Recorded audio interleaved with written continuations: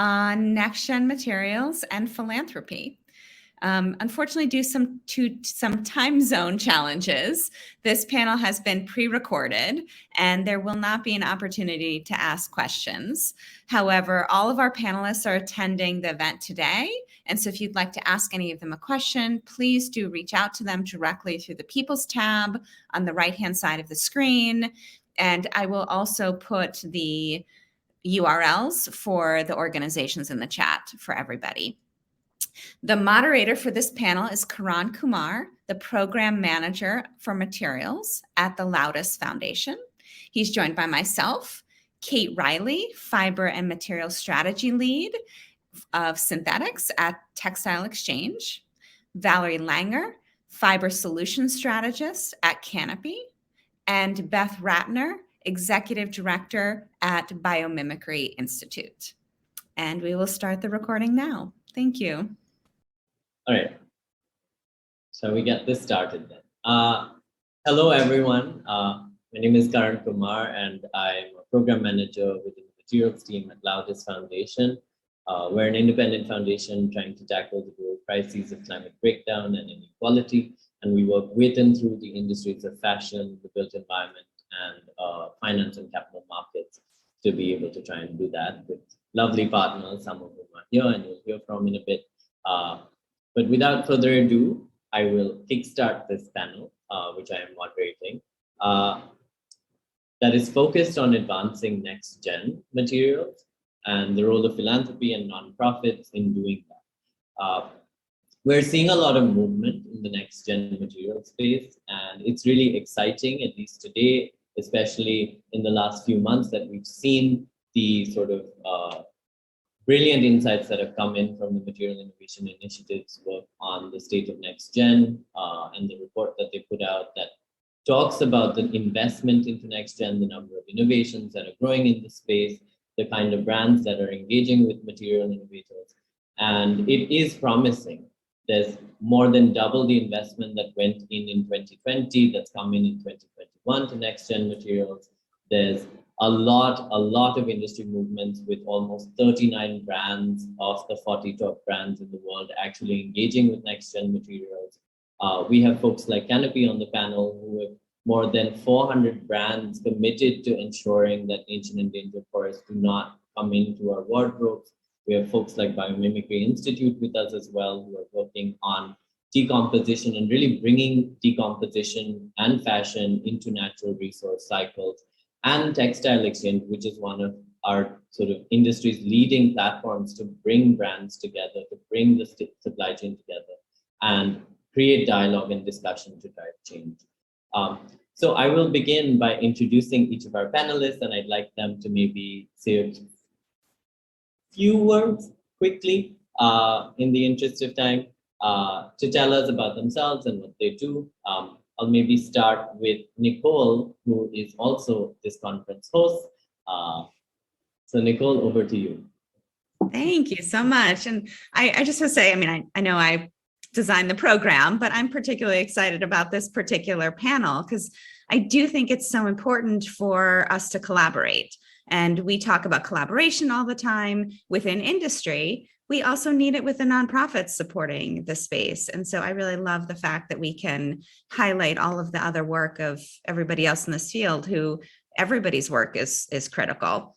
So we are also a nonprofit, and we are working on advancing next-gen materials through bringing together investors, entrepreneurs, material companies, scientists, brands to support the development of the materials.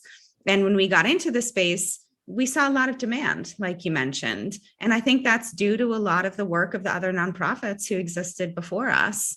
And there is so much demand, but not enough supply. And so that's where we see ourselves fitting into the system, is helping identify the white spaces in the industry and then getting more resources into those areas. Super. Thank you, Nicole. Maybe we'll now have Kate join us. Kate, would you like to say hello? Yes, hello. Thank you very much for inviting me on this panel. I'm really honoured to be here today. My name's Kate Riley, and I'm the synthetic strategy lead in our fibre and materials team at Textile Exchange. So Textile Exchange, as many of you may know, is a non-profit working with our brand and supplier member organisations to help drive and accelerate uptake of preferred fibres and materials. And we, in the last couple of years, have launched our 2030 Climate Plus strategy, which we are now driving towards in each of our fibre and material categories, towards a 45% reduction of GHG emissions by 2030. So yeah, interested to hear the discussion and see what we talk about today. So thank you for having me. Thanks, Kate. Valerie, over to you. Hi, I'm Valerie Langer. I'm the Fiber Solutions Strategist with Canopy, also known as Canopy Planet. And we are a nonprofit organization that works with some of the forest industry's largest customers of man-made cellulosic textiles and paper packaging. We work with companies to develop policies that commit to eliminate the use of ancient and endangered forest fiber and to then help them work through their supply chain right back to the producers and then eventually right back to the forest floor to make sure that these high carbon, high biodiversity forests are not ending up in t-shirts and summer dresses or in the packaging that it gets delivered to your doorstep in. So that's the real role, is to make sure that species and carbon stay where they should on the land and not in boxes and t-shirts. So I'm very happy to be here on the panel with this wonderful group. Thank you, Valerie. And last but not least, Beth. Hi, everybody. Beth Rattner. I'll change my name so it says my full name at the bottom. I'm the executive director from the Biomimicry Institute. And biomimicry, as most of you know, is this practice of looking to nature for inspired ideas. And if we do so, there's this belief, if not proof, that we could live more in harmony with the rest of the planet. That's our chief objective. And we look at it as a practice, just like yoga is a practice, and we should something that we can get better at if we know more. Super. Okay, so we have some great people on this panel, and I want to start us off by asking a very simple question that I hope everyone in the audience will also identify with me asking at least. To you, in maybe 1 or 2 sentences, what is next gen? Maybe Beth, since you started, we can start with you and go around. Is changing my name. The place that I would start is by this sort of recognition that this is going to sound like a little bit of a provocative statement, but it's this recognition that if humanity is going to be successful on this planet, then we have to develop a certain degree of eco-literacy that we just don't really have. And that for the longest time, we've sort of viewed nature as over here and industry is over here. And if we keep these two things separate, you know, we'll be okay. But there's this obvious recognition that we've exceeded planetary boundaries, that we've been extracting more than we've been putting back. And so there's this moment of reckoning about, when I think about next gen materials, I think about, well, what are last gen materials? And you can pretty much rattle off what they are, and it's nothing good. And so for me, that's the bar that we have to start at, which is, how are we going to define next generation materials as something that is this net good, not just less bad, but truly restorative, truly something that is actually a system of nutrients. And we've been ignoring all of these like abundant materials. And I don't mean just like trees kind of materials, because that is an infinite web that Valerie will talk about, but just free solar energy, the microbial life that occupies this planet. We haven't thought about how to leverage the system that already exists. And I think that's, to me, next gen materials would be a sequence of food for all living things on the planet. That would be the bar that I would set. A very high bar, but I'm hoping we get there soon. Valerie, what are next gen materials to you? Well, Canopy works very specifically on forest conservation. So our next gen work has focused on instead of utilizing the cellulose that is found in wood, that we make better use of all the cellulose that's available, because it's the building block of all plants. And it appears in waste streams that are generated in other parts of our human system. So when farmers grow straw or wheat straw, for example, or rice, the stalk that's left over and often burned on the field is cellulose that's being burned and forming pollution. How to utilize that cellulose for paper or for textile. The cotton t-shirt or a pair of jeans that gets thrown away after it's ripped and torn or no longer wanted is basically 100% cellulose fiber that's getting thrown in the landfill. So it's about capturing things that are currently considered residue or waste and putting them back into the system as the raw material, rather than taking virgin, high conservation value raw materials out of the systems they're currently in. So yeah, and a very important thing, because we create a lot of waste as an industry, and I think we really absolutely right. Yeah, we're sitting on resources, we're calling them waste. Yeah, and maybe that's a good time to also ask Kate. Kate, what are next gen materials to you? Yeah, I think this is a really interesting question. And, given the comments from Beth and Valerie, they mean different things to different material categories. And speaking to the work that we do at Textile Exchange in the synthetic space, next gen is really about knowing that we need the performance of synthetic materials. And there are huge challenges with where synthetics have been coming from, and how we've been doing that conventionally over the last, X number of years. But really what we need to do, and next gen for synthetics, is really about trying to recreate that performance that we need for certain applications where natural materials don't give us what we need. If we think about sportswear, if we think about high performance outdoor wear, etc., how do we engineer that performance but not coming from a conventional fossil-based source? How do we do that with bio-based materials? How do we do that with recycled materials? And increasingly, how do we do that with new developments that we're seeing coming through around CO2-derived synthetics? And really in that material category, it's about maintaining the performance that brands need in the products that they sell, that we get from synthetics, but not doing it in a way that harms the planet, and doing it in a way where we are not taking fossil resources from the ground. And that's, I think, really for what I do at Textile Exchange, that's where we see next gen synthetics going. Yeah, that's great. And I think also a great way to maybe club two questions in one for Nicole, right? I think, Nicole, you work with founded and lead the Material Innovation Initiative. But what are next gen materials to you? But also, can you tell us a little bit about what your role is in advancing next gen materials? Like, what does MII do there?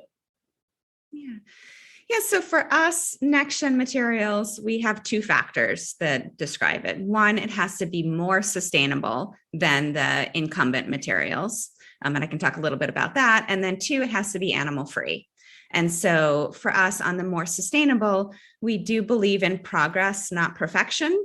And so I think we'll hear a lot about this at the conference, that it's really hard to come to market with a material that's absolutely perfect. And so what I'd like, and a good example is what we call the next gen leathers, that are maybe even 98% like a bio-based, but are coated with 2% petrochemicals. Or there's some that might even be 10% petrochemicals. And we work with all of these companies. I don't know a single company, even major chemical companies, that are setting that target and being fine with it, right? Say, 10% petrochemicals, it's better, we're good. No, everybody, even the companies that have 2%, like a coating, are still trying to reduce that. But innovation takes time. And so for us, that's how we are defining it, as more sustainable. And we will keep pushing the industry to be better and better and better. So once the industry is all at 2%, all right, we got to get to 1%. All right, we got to get to 0.5%. And so that's the first step. And then two, for us, it is animal free. And so I think when we're looking at the future of the planet, a lot of animal agriculture is some of the worst industries in carbon pollution. And we also believe that, to progress as a species, we can't keep using other species. And so actually I had an interesting conversation with somebody yesterday where for us, we want animals to be able to engage in their natural behaviors. And that isn't common a lot in animal agriculture. And so just allowing to share the planet with other species and allow them to be whatever they are is important to us as well. That's great. And talking about, the sort of other sort of individuals or species that inhabit the planet with us, I think it's very important to recognize the work that Canopy is doing as well here, right?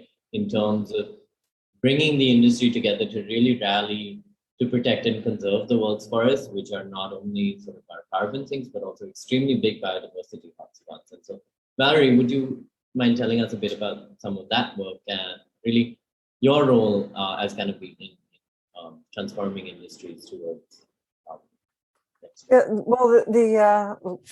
we've worked down the supply chain for many years. The environmental organizations working on conservation we've worked on very kind of high conflict campaigns targeting industry then circling the wagons and fighting back tooth and nail, and not a lot of progress. So Canopy's approach was to build leverage with the brands. So first get the brands who buy the product to understand more about just even transparency. They often, where did the material come from was unknown. They would just specify, I want this kind of a fabric, and the designers would determine what textile and what box it came in. Nobody knew at all. That was the decision way down the line. So just helping brands to understand and then commit to improving their own footprint was a big task. And then leveraging their, it's not really Canopy's work with the industry. It's really the brands in leverage with their own suppliers, and Canopy helping to focus the demand set, what they want. So that there's a clear message from hundreds of companies rather than one company to along a supply chain. So when we started, it was very difficult to get the mills that produce these pulp products and the viscose and paper products to engage. But if the customer is always right, then the larger the customer, the more right they are. And so as bigger and bigger brands with a lot of purchasing power, we're saying like H&M and Inditex, Zara, and eventually Walmart and Target start, Eileen Fisher, Stella McCartney, like the bigger players in this system start saying, here's what we want. Then we saw the shift in the mindset of some of their suppliers to say, okay, well, if this is really what they want, then how do we actually get there? How do we stay relevant to our customers? So it's been a challenge because if you say don't buy from X, then of course the ancillary question is, then where do you buy from? And if you have nothing to offer, then there's nowhere to go. Right. So this is a big part of work. The work has been helping the industry players who have, in some cases, like literally 150 years of history of utilizing forest materials to produce a product, and it's been perfected. Difficult logistic, chemical, massive capital infrastructure, all over the world. And saying, okay, don't do that. Do something else that you're not really expert at is a big task. So we've had this challenge of working throughout this entire complicated system that has been set up over 100 or more years, and to shift what the material is that goes into that system. Those have been some major challenges, but we've found things like breaking it down into pieces, like the hot button report that we produce for the viscose textile sector, where companies then they can get points if they improve on very specific metrics, and then they get ranked against their competitors. So they can get points for improving on not just on removing ancient and endangered forest fiber, but how much are they investing into next gen research and development? Have they done trials? Have they bought any next gen pulp from innovators? And then it breaks it down into very specific ways in which the industry can engage, put their research and development money towards things that actually helps them get a leg up with their customers. And it's really interesting also because there's a clear, I guess, engagement with the industry to get them to realize, and I think it echoes Nicole's sentiments as well, that the industry is willing to change, right? And I guess that's why also, and perhaps Kate, you can shed some light on this, there are many industry players that are joining into platforms like Textile Exchange and sort of bringing together a group of sort of different players that are really rallying around next gen and new, I guess, alternative synthetic materials. So tell us more about like that and what you're doing. Yes, and I think it's a really good point that you make, and what we've seen at Textile Exchange, particularly within the last 6 to 12 months, is we've seen a huge increase in interest in what we're doing around synthetic fibers and materials. We have 2 roundtables focused on synthetics. So one is recycled polyester and one is biosynthetics. And we do have other roundtables for the other fiber and material categories as well. I won't go into detail on those, but keeping it to our 2 synthetics roundtables, we've seen so many new members coming from all over the industry, from the point Nicole mentioned earlier, representing the investment sector, representing innovators, representing brands and suppliers. We're seeing so much increased interest, and we're seeing a lot of new members coming and joining our roundtables and wanting to be part of this conversation, which I think is really, really crucial, and something that we need to be able to advance these next gen solutions. Is we need to drive new partnerships, and we need to do that in different ways than the supply chain has traditionally done. So it's not so much a brand working with a tier 1 to get the products that they want, but a brand working with a tier 3 or a tier 4. And for us as an organization focusing on the tier 4 sector, that's what we really see an increase in, and how brands are working with that part of the supply chain. And it's really great to see in our roundtables the tier 4s coming together with the brands, and we wish to see more of that going forwards. And that's really part of the reason that we exist, is to bring these parts of the supply chain together and to keep our focus aligned on what we can do at the raw material level, and see that through to how the brands can then adopt that into products onto the market. That's great. And I'm going to throw in a little bit of a wrench here also, because Beth is here with, I guess, a wholly different perspective on, I guess, next gen materials, which is important, but good, right? And I think there's power in like industry movements, of course, and industry coalitions like TE and, Canopy sort of caterer brands and the ones that are working with MII.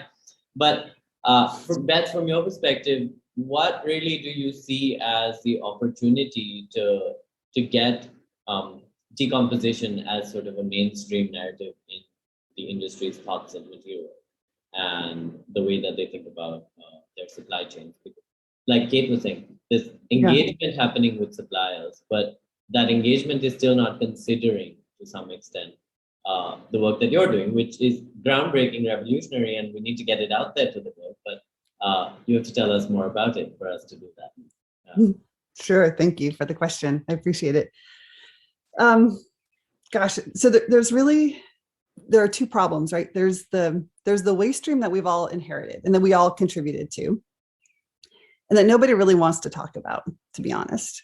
Like, it's the mountains of waste that exist in Chile, that exist in Ghana, et cetera. And right now, the best answer there seems to be waste to energy and burn it up and we'll be okay. There's so much more that can be done with it. And we have an obligation to honor it and to honor the people who are living with it. I think the first part of decomposition is recognizing how nature does it. And that is, think of it as like a sequence of jobs. And really what we're talking about with decomp as in this sort of biomimetic next generation of materials way is to think about creating new jobs that are all along that pathway. So for example, glucose is another byproduct of cellulosic degradation. And we can think about glucose is a $63 billion market. Glucose can feed a ton of new next generation materials. So instead of landfilling it or burning it, we should actually be recapturing it as well. This is not to say that we're going to reject the sort of the textile hierarchy that exists, but saying that there's a lot of stuff that's getting burned. There's a lot of stuff that's getting landfilled. We don't have to do that to all of our materials. The next part of it is, so what do we want to create that's going to be different in the future? And we know how to create durable and decompostable next generation materials. We actually know how to do that. We just haven't ever strung these pieces together before because there hasn't been the need or the incentive. And I think, and we'll talk about this probably a little bit later too, government plays an enormous role here. And if government can incentivize the brands to create differently, and they should incentivize the brands. I think that right now the oil and gas industry is subsidized to the tune of $6 trillion in 2020. Brands should be subsidized to create something different, something better, that's going to have this sort of secondary, tertiary use. And if you think about it that way, because government's responsible for clean water, clean air, new job creation, et cetera. And so if the brands can actually feed into that system, which is actually how we should be conceptualizing it now as we're at the early stages of next generation materials, then we're going to be creating a very different kind of a value chain. It's a lot, I know, but that's what I think should happen. Yeah, well, I just realized I was on mute and I was saying, well, a similar thought that it is a lot, but it needs to happen, right? And I guess that brings me to a crucial point in this discussion. All of us here, as everyone can see and hear, we're all doing different pieces of work, but we're all sort of, I guess, feeding into a larger vision, right? But what kind of ways do you feel like, just from the initial conversation, and maybe just for each of us here, how do you feel like you can all work with each other to really help scale up the work? How do you feel like, where are some pieces that resonated with you most? And perhaps if we could also think about how that links back to some of the challenges that exist today in the industry, right? We know scale is a big challenge. We know that getting investments is a big challenge. And but beyond just scale and investment, which are two of the very important challenges that we have, but beyond that, what are some of the challenges, and how can each of us working with each other really enable that? And maybe I can take just a quick minute here to talk about how we, as at least Laudes, and if I may speak for some other sort of allied philanthropic foundations, I think it's important in a sense for us to be able to catalyze a lot of this effort, right? And to be able to create space for collaboration, for sort of co-creation, and ensure that the industry is not, I guess, being subsidized by the work that you're doing, but is actually co-creating with us and co-investing, because at the end of the day, they are the adopters of the things that we're working on, and they need to be the ones to champion it. So perhaps maybe a good time to hear from Valerie, right, about how it's been a few years now. You've been doing Canopy Style. There are other campaigns as well, but Canopy has some of the world's largest brands advocating with them for change. How have you managed to do that? What are some of the challenges you've had to overcome to get there? And how can, let's say, people in this room help you make that bigger and better? Yeah, well, we're a culture where nobody likes to join the army of the glum, I would say, is one factor. And so, like, how do you Remember to maintain smile. Yeah. Maintaining something that feels good to be part of has been a big part. So we've started with champions. You know, the people who are already there. There's often you know, the front end, those who are always going to be the front, like the Stella McCartneys of the world that we always look to for leading along the way in the fashion sector. And there are champions of that sort across industry. And you start out really slow with the people of that sort, and then things start to build. And then after, it's, you know, movements are unpredictable. I would love to say as an activist that I have been the person who's caused movements to change, but really we create the space. How can companies and people within those companies see themselves as part of a movement is really the space that we hold as nonprofits. And then the catalyst is often something that we're completely out of control of. It's something that happens, and we just have to be able to build with it when movements start to happen across cultures. So that's how I feel the role of the nonprofit is like we are kind of enablers, but we don't create cultural change. It happens, and we help to point things in the right direction and be ready for what happens after that catalytic moment, so you don't get entropy, right? So, and I feel that in order to do that, and I want to bring this back around to, like, the question here is the role of philanthropy. You know, there's a lot of good ideas in the world. There's a million good ideas in the world, but a lot of them are either squandered or never make it up for a breath of air out from under the water. It's hard to get traction. So my sense is that having support through those really initial, like, where is this all going days as nonprofit organizations is really important.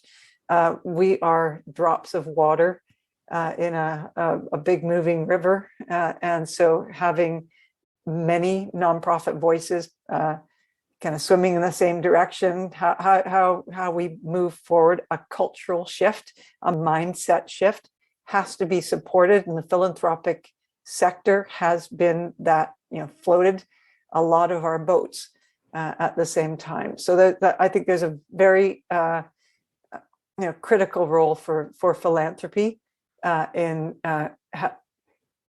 it's so big to make behavioral change. It's so difficult. It takes a long time, and then things change very quickly when they start to change.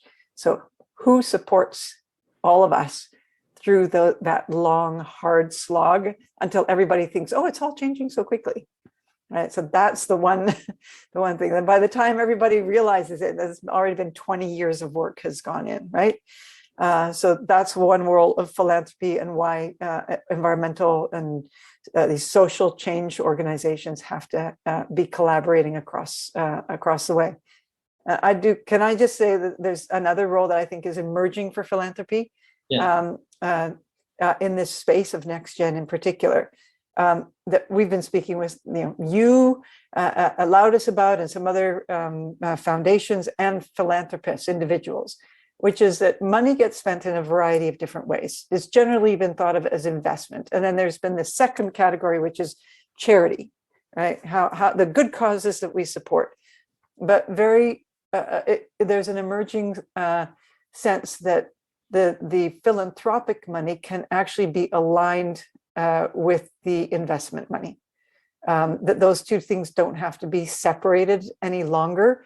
And so like the program related investments from foundations, individuals, high net worth individuals who both support the nonprofit side of the work and who invest in the entrepreneurs and the innovators to get started at venture scale, and some of the research and development work, how foundations invest their endowments is increasingly becoming aligned with the way in which they invest their program funding. instead of working against themselves, where most of their money gets invested in like oil and really, devastating impact, and then funding groups to work against climate change or species decline on the philanthropic side. Like those two things that used to be at odds with each other are now starting to come to be more aligned with each other. And there can be a lot more of that done when we look at where endowments are invested to align the endowments with the philanthropic goals. I think that's a really great point. And yes, I mean, as sort of a representative, of course, but of a philanthropic foundation in this space, and sort of having supported all of the sort of panelists here as well, and been a part of some of that journey, which I'm grateful for. But I think it's true. I think there is a very interesting role for philanthropy to play in advancing next gen, in the sense of not only, let's say, supporting nonprofits like yourselves, but also figuring out ways in which we can also channel the various sort of entities that provide philanthropic dollars to the sort of causes that we might find useful to channel it towards, right? And they don't need to be causes. They can be sort of movements, they can be sort of industry building activities, but they could also be innovators and like technologies. Not to say that that's something we do, but it is something that maybe worth considering, because it's also perhaps a role for nonprofits to then carve out for philanthropy, to say that this is the need of the hour. And maybe, Nicole, this is a good time to bring you in, because you've had this dual experience of seeing it happen, but also trying to make it happen. And I'd love to hear a little bit more about that from your perspective of, the journey you've had in seeing this through GFI, the sort of setup of MII, and what's going on? How have you seen this play out? Well, I will just say, I thought what Valerie said was perfect. I totally agree with everything she said. And that's been our experience. So our donors, and I can talk about our donors at the Material Innovation Initiative, and that a previous organization that you mentioned, the Good Food Institute, that I ran all the international programs, the same experience we had there, which is we have a lot of high net worth individuals who likely made their money, or at least really understand the power of the markets. Right, that by putting your money into supporting like our work, that is encouraging the market development. So, and like we talked about before, and understanding the white spaces. Where does there need to be new businesses and new R&D? And I know there's tons of brilliant people out there who are looking for their next, engagement. Like, what do they want to do? And if they don't have the expertise, it can be hard to know what would be a really good business opportunity. So we can come in and we publish a white space report, which is, we've done the work.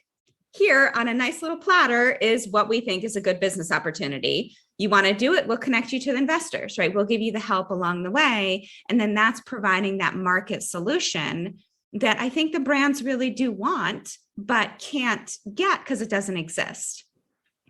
And so that's where I think the philanthropy comes in. And we saw that at the Good Food Institute. So for the alternative plant, meat industry, so anyone who knows Impossible Burger, Beyond Burger, that entire industry was supported by a nonprofit that we've copied, and a lot of our team has come from, the Good Food Institute.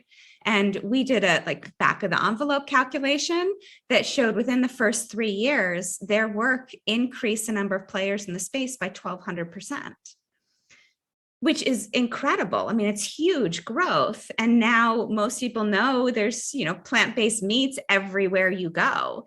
And that change happened because of the power of the markets and philanthropy supporting those organizations. And so we've actually talked to a couple brands recently who are like, this is a huge business opportunity. Why are you not charging for this? I don't understand. What's the catch? And for us, it's like, that's the best way to affect quick change in the industry, right? We could charge investors, we could charge entrepreneurs for these ideas, but that won't get them to the market as quickly. And so by putting them out there for free, we can get a lot of competition. We get a lot of people involved, and that's just going to spur this entire, supply chain and growth. The more players in the space, right, the better the products, right? The higher the scale and the lower the price. And that's what we need to make these products, usable by the brands. Nicole, you've brought up such it's so important what you brought up, that there's a space, there is this room if you really want to accelerate, scale up, where not being transactional is actually what's necessary at the moment. It's like to share, to encourage, like to hold everybody's hands through a space where usually it would be competitive, and to be able to be in that pre-competitive space and help everybody. There isn't what brands need now. How do you, if there's no demand because there's no supply, there's no supply because there's no demand, right? And so there's this chasm that has to be bridged. And I think the nonprofit entities, can bridge it, because we're not transactional, because we are playing in a slightly different space. It may get transactional. Somebody else can take it and make it transactional and make their money, but it's not what's needed, right? To bridge that particular gap at that moment. And I see on the scale up side that there's also this, the risk aspect, and Nicole, you've worked with investors a lot. You know how risk averse money can be. There's a certain amount of, like, we want to take the risk, and then there's bigger money, which is like, will come in second or third once it's already established, and really scale it up then. So there's this idea of catalytic or first loss capital. There's a space that I think if we really want acceleration to happen, that both governments and philanthropic entities can play an enormous role in moving that acceleration bit through with first loss capital. Because you'll have the venture capitalists who are willing to take that first piece, but then who takes it to scale? Where do you go? I think scale it's a real question. I think, like, how do we also get to scale? But before we get there, I know, Beth, you raised your hand in a very real sense. So yeah. I just wanted to agree with and applaud what Valerie and Nicole were saying. The playing field isn't level right now. Like, we just kind of have to remember that. Again, back to the sort of, there's oil and gas subsidies. There's a tremendous amount of unfairness on the social front. Let's face it, like, people are getting disproportionately squeezed and abused in this process. And then we're expecting price point to somehow be at parity when we talk about next generation materials. Like, that's just not going to happen unless we put disproportionate philanthropic resources in this sort of catalytic way that we're just describing. But I wanted to sort of give another example to, like, what is, like, we haven't really given an example of a next gen material yet on this call. And I thought I would give a couple of examples. And one of them is a biomimetic company called Biome, and it kind of plays into what Nicole was talking about with next generation leathers. And it's this idea of taking existing construction waste and even plastic waste, training mycelium to eat it, and turning that into insulation, which is very different than just sort of like shredding polyester and turning that into bats of insulation, or even they're melting polyester and turning those into bricks. Like, that's not what I would call a next generation material, but it's a real option for some people in parts of the world where that's like, they just have mountains of waste and they have nothing else to do with it. What we're doing with our project is actually coming in and showing that there are lots of other different iterations of what can be done with the same waste stream that will ultimately move it toward a biocompatible output. Mycelium are magic. Like, they can translate, sort of like transpose, transfer, they can mutate things. And we're at this place right now where we're looking at, so the company Biome, they're looking at a multi-billion-dollar market just in the UK alone for insulation. So why are we not taking, again, that sort of waste stream? Biome is a tiny little company. It needs to be subsidized. It needs to have this sort of first stage investment that is, and a lot of investors are like, maybe not. And so philanthropy, and this is where the Biomimicry Institute has played a role on other side too. It's like just trying to give them that first, that first warehouse so they can get started. So I just think that I just don't think we can assume it's a level playing field. True, and maybe a good time also, Kate, for you to tell us a little bit about the roundtable on biosynthetics and the work that Textile is doing. I mean, of course, the playing field is not level, and I think we do need to level it. And I think the work that all of us are doing will hopefully, pave the way and sort of mark it out for others. But I want to hear from the perspective of the brands and members, right? That are part of like your community as well. That where is that sense of like ownership coming from for them? Do they see this opportunity to scale up next gen? Do they do they need examples, as Beth said, or do they need like abstract ideas to really sort of capitalize on the opportunity that next gen has for us? I think it's a combination of both, and particularly talking to the biosynthetic space that we see at the moment. And I wanted to pick up on a point that you made earlier about what do we need in addition to investment and scale for these next gen solutions. One of the key points that we also need is performance of these materials. And if we're looking to replace conventional materials with new bio-based materials, we need, there's still a lot more that needs to be done in terms of the development of those materials so that we get the properties that we're looking for. And from a technical perspective, that's something that we need to be really conscious of. And that, I think it was a point Nicole made earlier as well, innovation takes time. And it really does take time to get these materials to the performance level at the right scale, at the right price point, etc. That doesn't happen overnight. And if we look at conventional polyester, for example, that market has been in place for years. Bio-based polyesters are way, way behind in terms of their time on the market, let's say. So we need to give them that time and the space and the development. But we also need to be looking, towards the forefront and say, how do we scale?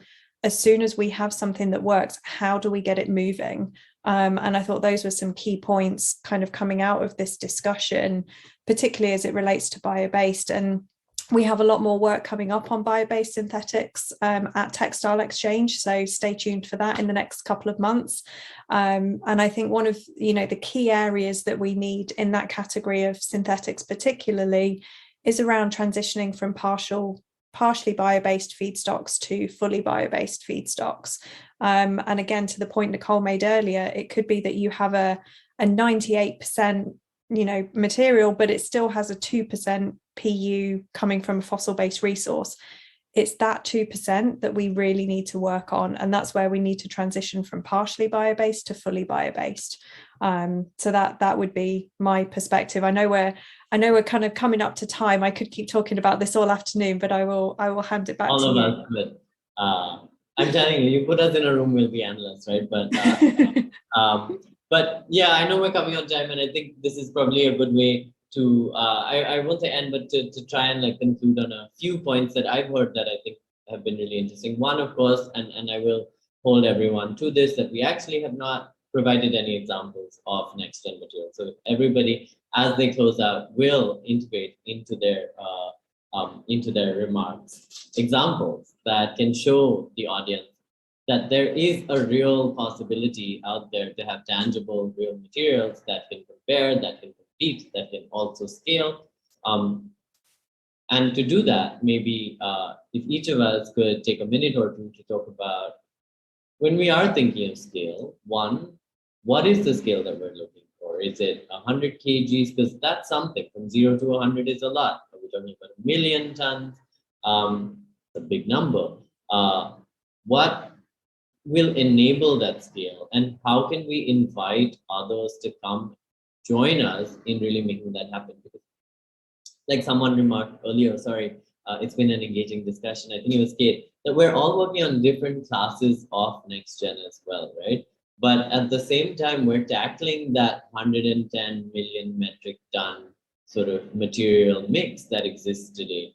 And hopefully, as TE also produces their preferred reports every year, we'll see that shift happening. But we need to scale to an extent that is unimaginable today. And there are things that we need to do beyond investments and the obvious sort of, money flowing in to do that. So what are those things?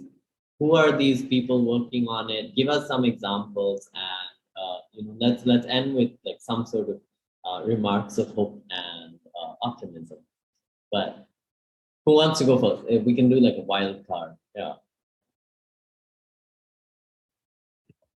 I'll always go first. Okay. Go You go ahead, first, Kate. Valerie. Okay, I'll just go. So we wrote a plan for how to get 50% of the wood fiber currently going into the pulp for paper and textile space out of ancient and endangered forests and into next generation alternatives. So we're looking at 30 to 50 million tons of next generation pulp for paper and for textiles by 2030. We wrote it in 2020. It's possible to do. It's a $69 billion investment. The company that makes Botox was sold for almost that amount of money in 1 year, about, I think it was 2018. So if we can resolve wrinkles with a $68 billion investment, we can resolve species and climate crises over a 10-year period with that amount of money. It really isn't that much. It's already happening. So this is not something of the future. There are already mills that are producing agricultural fiber pulps for paper in China, in India, in North America now, and coming up in Europe. On textile side, companies like RenewCell are building the first commercial mill that's a textile to textile cellulose extraction. So that's the first commercial one that's going to be on the market, and many more that are coming up right behind RenewCell. So it is possible. It's not the future. It is here now, and it will scale when there is the backing, like it happened for the renewable energy sector in the last 7 to 8 years. And we have models that we can work with on that. There you go. Lovely. Kate, you wanted to go as well, so maybe you.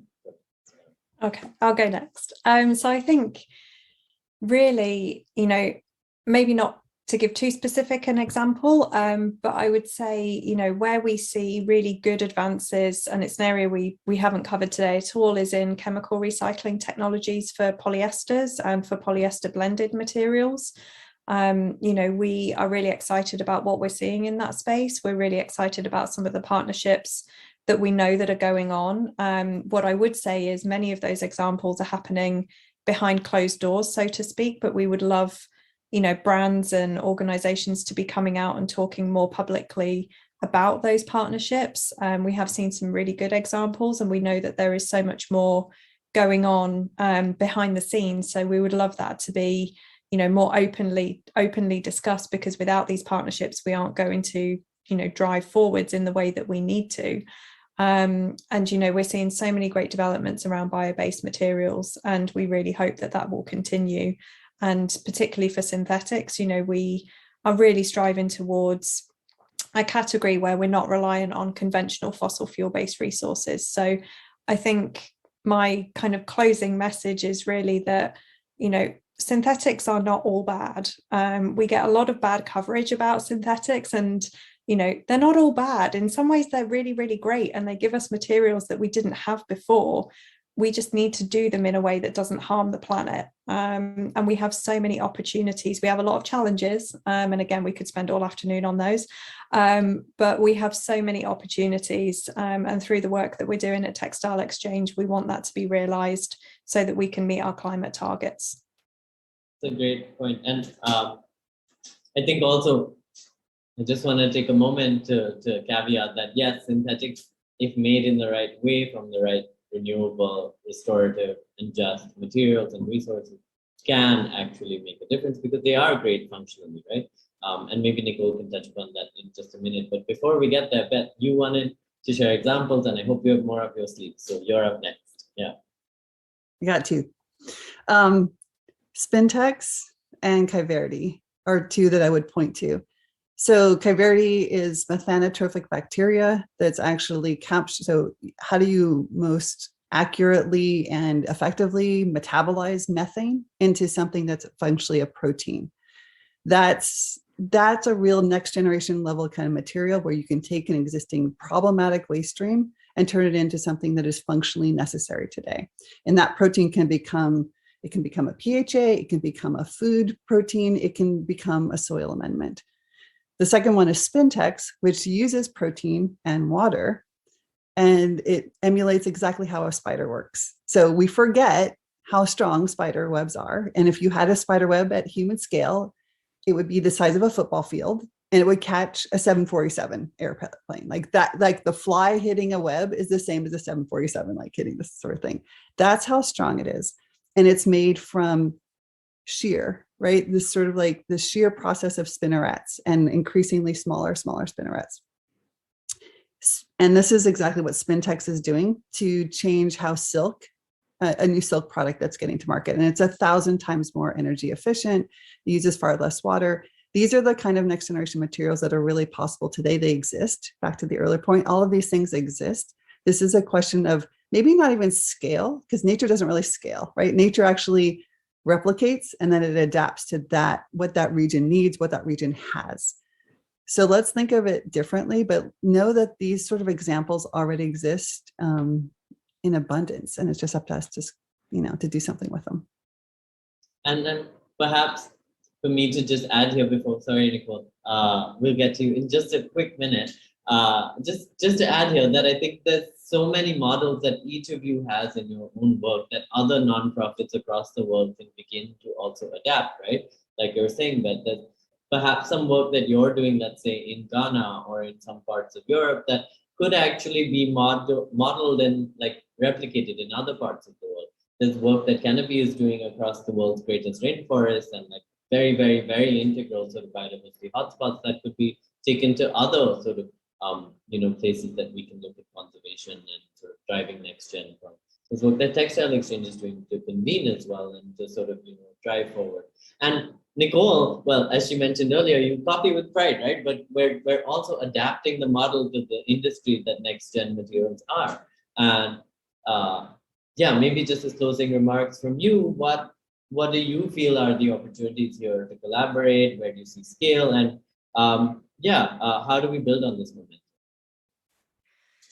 Well, I think number one, I want to answer the question you asked everyone else too about the examples. I mean, that's what I think the conference is, right? If you look at a lot of the presentations, like Forager, MycoWorks, Faircraft, Vitro Labs, Natural Fiber Welding, like all of them that, hopefully everyone's watched so far, they really are innovative companies that are doing incredible work.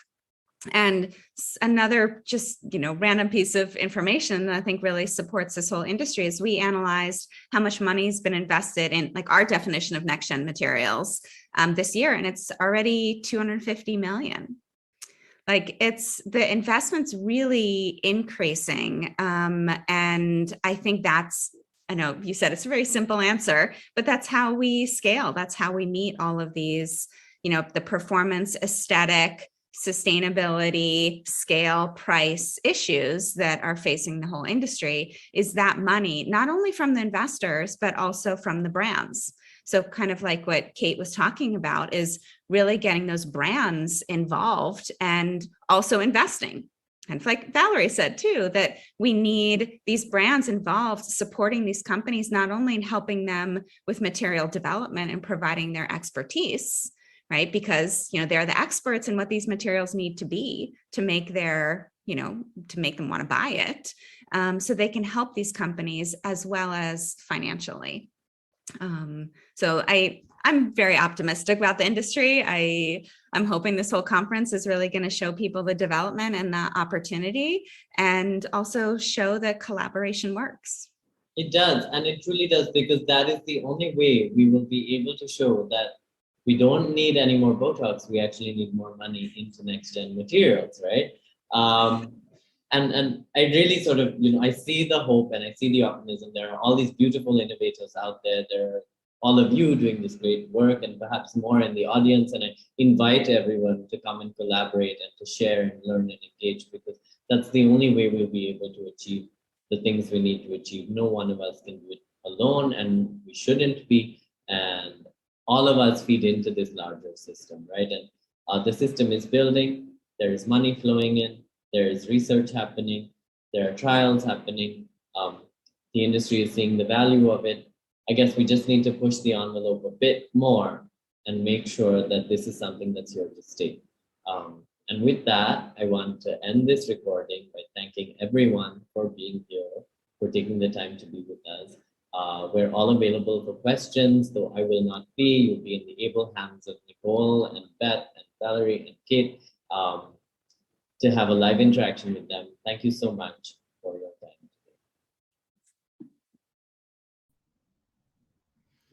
Great. Thank you all for watching the recording. And I'm so sorry again, we didn't have time for questions, but I did put all of the nonprofits URLs in the chat, and we're going to networking. And so you can actually talk to, Valerie, Kate, and Beth in the networking sessions. So I do also recommend that you spend some time exploring our virtual booths, where you can find out more about our partners and a number of the companies that you heard us mention as examples in that last panel.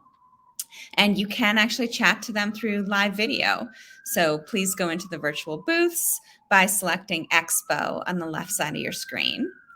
And then after this break, we're going to have roundtable sessions. So these are 3 sessions which are running concurrently, exploring innovation in next-gen leather, silk, and down. To access these sessions, they aren't on this main stage, right? Because we do have 3. So to access them, you have to go into the Sessions tab on the left-hand side of the screen, and then select the session you'd like to attend. So thank you all, and I'll see you over there shortly.